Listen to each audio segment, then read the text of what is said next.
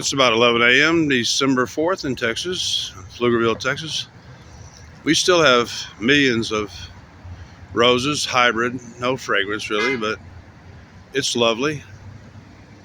It's a lovely day again. We haven't really had a hard freeze yet. They won't stop blooming until, actually the biggest competition around here is the little cute little bunny rabbits, the juveniles, that are, don't worry, you're not on camera, dear. Oh God, there was that vehicle right over there. Was a tiny, like 4'6" Chinese lady that's looks like a child driving it. I think it's a Honda CRV. But anyway, that's actually what Texas is covered with these. We have some gigantic ones here in Austin. Maybe I'll take you there someday, or well, I'm not in Austin. That's what the crepe myrtle looks like when absolutely dead. They're covered with seed. There, I'll show you. Let me keep this out of the sun. Yeah, I don't. See, that's the great thing is people around here know me. They know I'm old, crippled, in a wheelchair. That's the person behind him honked. What you honking at, bruv? Don't be honking at her. She was respecting my mobility problems. Anyway, this is what crepe myrtle looks like in the very end of fall. And now I'm in the shade. It's a lovely color. You see that all over New England, but that was 2 months ago in New England. The beauty of crepe myrtle, and the branch of my bank down, where is that to? It's on airport as you get close to the airport. It's actually a Hispanic part of town right there.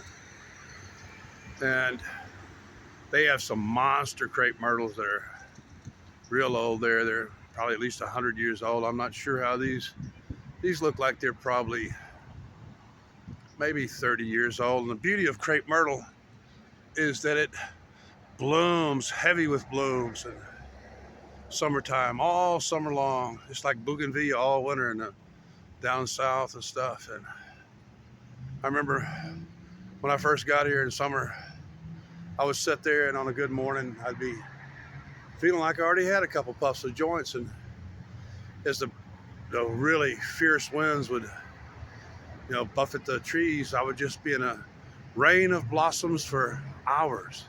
The ground would be all pink and red and stuff with the blossoms that break off and quickly regrow.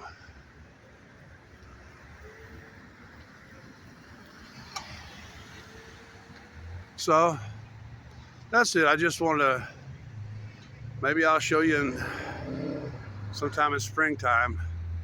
Those are live oaks, young ones, not more than about 30 years old.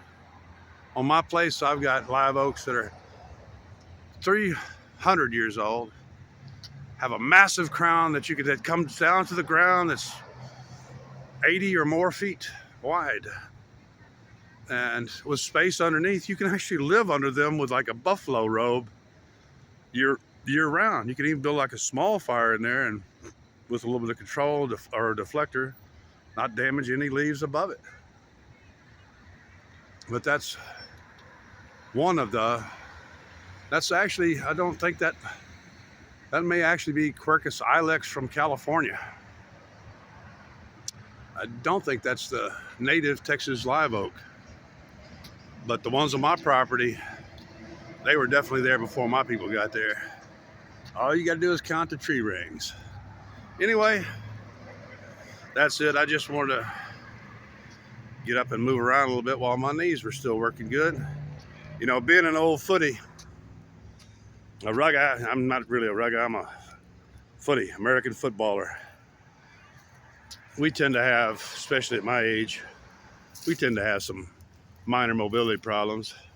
Yeah, I know my place is looking like a mess this morning, but I at least always leave wherever I'm at immaculate. so I'm welcome to return. I will leave in the evening.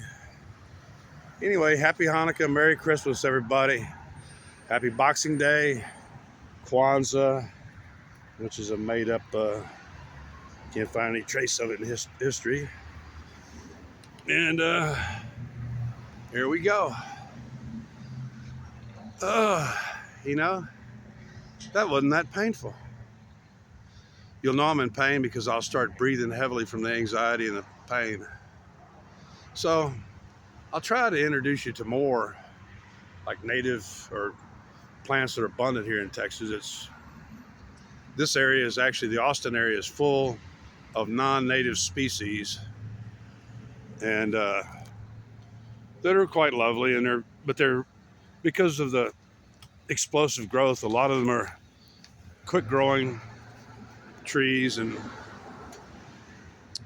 things that are fairly young compared to Texas. We got dinosaur tracks up around Granville. Hobo said Granbury. That's another place. Granville is where you can see where a dinosaur walked through the creek bed a long time ago, and then it eroded, filled up, and then eroded out. And actually, to the best of my recollection, there are no natural lakes in Texas. The water runoff is excellent, and it has its own unique geography. Anyway, I'll try to spend a little more time getting the camera moving around. I know y'all are tired of the talking head thing, but it's a lovely day here. It only took a couple of hours to go from 38 to we're over 60 now, and about to shed my outer layer. I've already taken off my hat. I've done my thing for the day. So, ta-ta. Actually, I think, unless somebody can correct me, I think I know where ta-ta comes from. And I may do an etymology on that sometime. Anyway, ta-ta, cheerio. Later.